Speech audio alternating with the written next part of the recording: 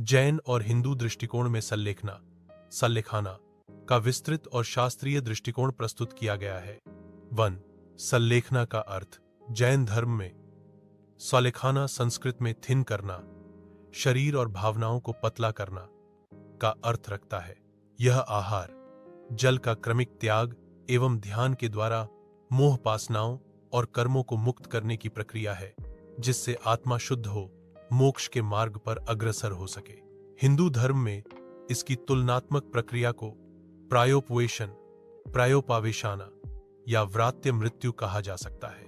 यह बहुत कम मात्रा में अपनाया जाता है, जैसे कुछ सन्यासी या तपस्वी शरीर त्यागने के लिए शांतिपूर्वक उपवास का सहारा लेते हैं, जो परंपरागत शास्त्र सम्मत नहीं। 2. शास्त्रीय संदर्भ और प्रक्रिया। जैन ग्रंथों में आचारांगा सूत्र ईसा पूर्व 3 और 2वीं सदी में 3 प्रकार भक्ता प्रत्याख्याना, इंगिता माराना, पडापोपागामाना सल्लेखना के वर्णन है। रत्नाकारंदा श्रावकाचारा 4वीं सदी व भगवती सूत्रा में विस्तार से मार्गदर्शन वर्णित है। प्रमुख प्रक्रिया। 1.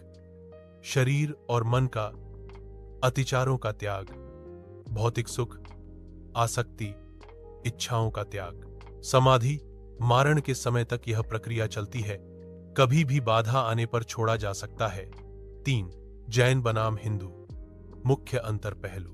जैन सल्लेखना एक शास्त्र सम्मत, आचाराहंगा, राटनाकारंदा, भागवती आदि में वर्णित 2 उद्देश्य, मोह, संस्कारों का नाश एवं मोक्ष प्राप्ति। 3 योग्यता, गुरु, ज्ञान, मानसिक शक्ति, मृत्यु निकट आती देख।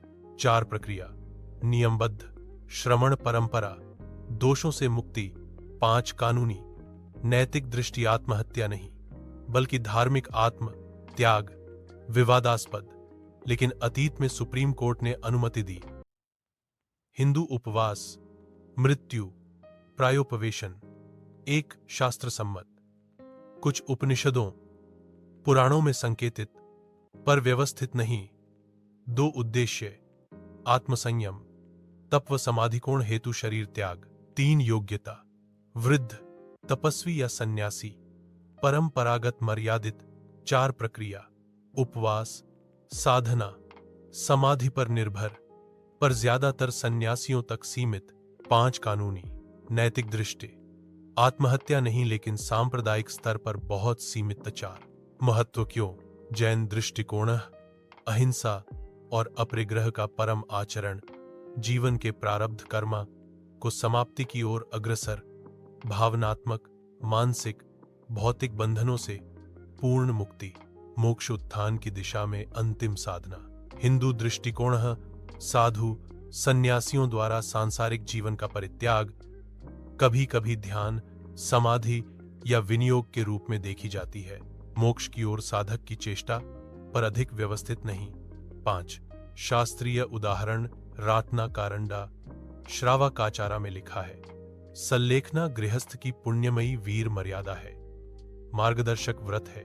आचारांगा सूत्रा में फोरमन भेद, भक्ता प्रत्याख्याना स्ट्रॉ पर लेटकर मृत्यु, पाडापोपागामाना वृक्ष की तरह खड़े रहकर मृत्यु।